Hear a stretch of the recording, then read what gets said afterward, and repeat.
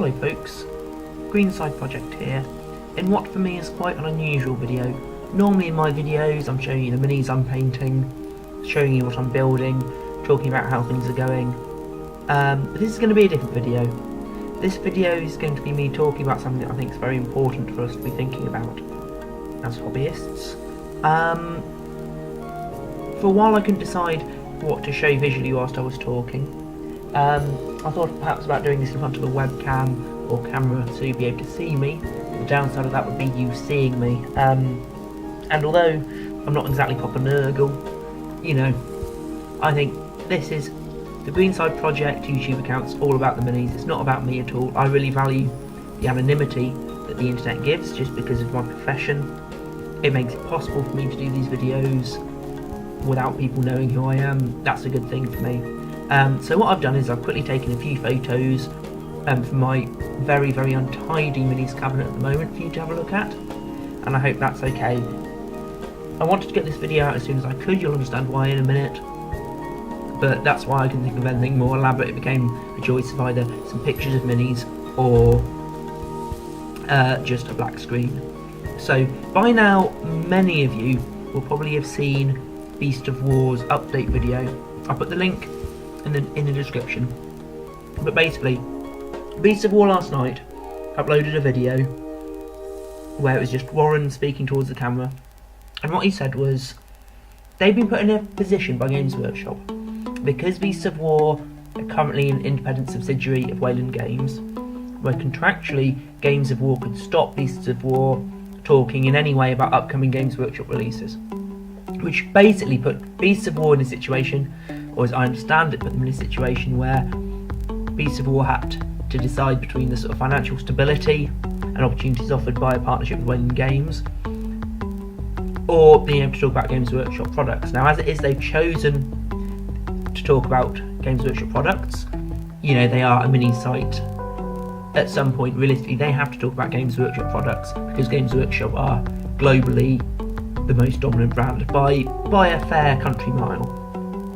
So Beasts of War are moving. They're moving away from Tabletop Nation. They're going to have a studio in Nottingham. I think from reading the update on their site, some of the Warren and his family will be moving back to Ireland. Anyway, so it's a bit messy for them. And I have to say, Warren was very professional when he discussed it.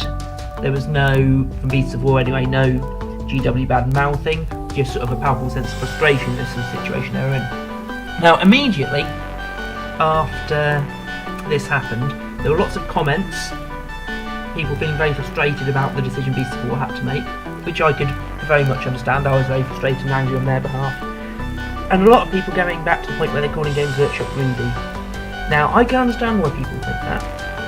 I can understand the frustration of going into a Games Workshop one day and products being significantly more expensive than they were maybe 2 days ago, simply because it's gone past an arbitrary date and Games Workshop have decided to raise the price. However, personally, I do not think Games Workshop are greedy. I think they're frightened, and I'm going to explain why.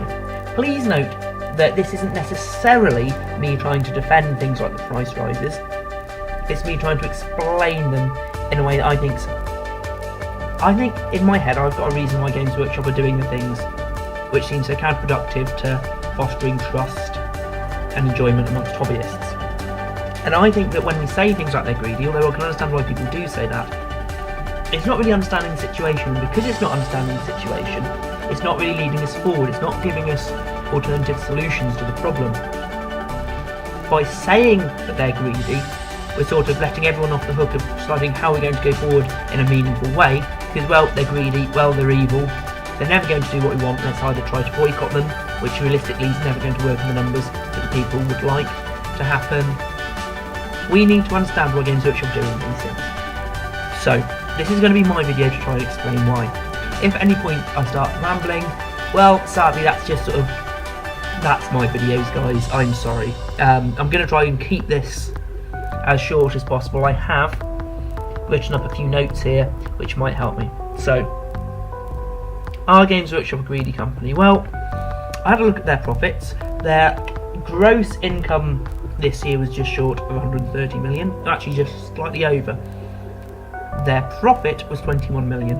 Now, that's a lot of money if it goes to one person. But folks, a company that makes just over 100 million in a year is not a greedy large corporation by today's standards. It simply is not.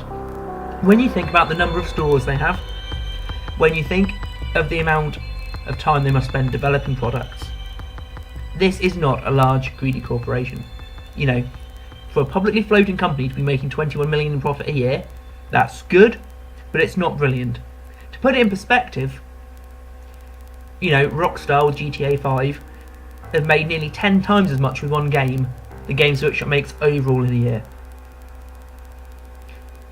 Most people that work at Games Workshop are hobbyists one way or another. I, by chance, have a friend of a friend who I've not seen, I want to point out, in many, many years, who happens to work for Games Workshop's legal department. And the reason he chose to work at Games Workshop was not because of the money, but simply because he was a Minis fan. I'd be very surprised, given the comparatively small profits GW make, and just having seen anecdotally the profit that the stores make, if anyone below the very top people in the board make what we consider an excessive wage by today's standards. I'd imagine many are paid well, but we're not going to be talking more than £100,000 a year. This is not greed. If people in this company wanted to make more money, they do it in a different sector, okay? At some point or other, people have chosen to be here because of their skill sets and because they enjoy the product, because they enjoy the company. Now, let's talk about these profits. Now, as I understand it, GW floated publicly, as we'd understand it, first in 2002. And then they had their share price was at its most record level in 2005, quite a small window there. After 2005, and I'll put a link to where I've found this info out, their share price dropped low. And basically, let me just check on the website I've got, show me the lovely graph. Their price goes from about 870 a share all the way down to just below 500. That's in 2006. And then it just dives there. It's in the valley of just about 500, gets down to around 150 in 2008, where everyone's share price went down, and then stays there really through the profits warning about 2011, and it's only in the last year where it shoots back up to about just over 800 to now where they're a record high of the share price of 830. So what you've got there is you've got a company where you had a situation where a company had a really high share price and was being very profitable, then suddenly for a long time, and possibly the majority of time that most people who are currently into the hobby were into the hobby, apart from some old timers, which I'm kind of one, although I had time out, Games Workshop share price was very low. Why is that? In 2002 and onwards, GW had the Lord of the Rings license, and I don't know if anyone here who's listening remembers what it was like when Lord of the Rings came out, but Lord of the Rings films, they were a seismic event in popular culture. They were massive. They were massive in the ways I wasn't alive during the Star Wars first releases, but it was that sort of thing. There was merchandise everywhere. Suddenly I was seeing GW products in shops where you just would have never seen them before, to any extent. GW products suddenly went really mainstream. The GW in my town, you'd walk past massive Lord of the Rings posters. That brought people in. Games Workshop have never been as close to mainstream in terms of visibility and product as they were between 2002 and 2005. And that is the time that sort of set their target share price, you know, above 800. Thing is, as soon as the Lord of the Rings effect wore off, they're in a situation where they've lost half their share price there because their profits went poof, because people simply were not interested in that side of things. They weren't interested in the Lord of the Rings products like they were. So, what do Games Workshop have to do? As I understand it, at this point they have to start chasing their tail in terms of gross income and profit margin. What does that mean? That means hiking up prices like we've been seeing for quite some time now. Not to make additional profit, but to at least stay as profitable as they were, or chase being as profitable and the share price of 2002 to 2005. Basically, trying to make more money out of less product sold. Now, to a certain extent that appears to have worked, because if you look at the share price now, as I've said, it's rocketed to an all-time high. Partly, I'd suspect, upon the strength of Dark Vengeance and The Hobbit. But, is this sustainable? There's got to be a sweet spot, and I've seen lots of people talk about this on other sites like Fayette212 and things. Ultimately, you're going to get to a point, a really sweet spot, that I think Games Workshop, by not rising the prices this year in an obvious price increase way, have just about reached, where people will keep buying a product to a certain point, no matter how expensive it gets, and there's a point where for every penny, every percent that product gets more expensive, fewer people will buy it. I think Games Workshop have now reached the point where, due to their research, they think to a certain extent they've reached it, or at least they've reached it in an obvious way. There's still going to be sort of undercover price hike through additional items being released, like you've seen with the Witch Elves, with the new Dark Elves release. But anyway, so Games Workshop were frightened. They're frightened because they're trying to chase profit to the levels where they had an all-time high in the early 2000s. And they knew, in terms of product shifting, there was no way they'd ever match that again. They probably hoped for The Hobbit, as to a certain extent probably, New Line did as well, but The Hobbit has simply not been The Lord of the Rings. It's not been nearly as big, the world's moved on, pop culture has moved on since then. So, GW, frightened about retaining their share price, retaining their profit margins. On top of that, they've got an attitude towards the press now. In the mid-90s, there were some times where Games Workshop tried, they had press agents, they tried to talk to the press whenever, every couple of years, you get journalists from the BBC or one of the newspapers come sniffing around this sort of peculiar little area of nerd culture. And in the past, when GW tried to take a proactive approach in talking to these people, they got their fingers burnt. Because of the nature of GW lore, the fluff, because of the nature of the minis and the hobby and the people that, or some of the people that are fans of the hobby, it's very easy to paint this hobby in a negative light.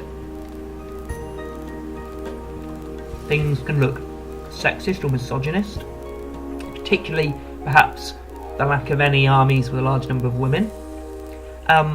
In Britain, certainly the majority of minis happen to be painted white, so it tends to look like an adolescent white male hobby.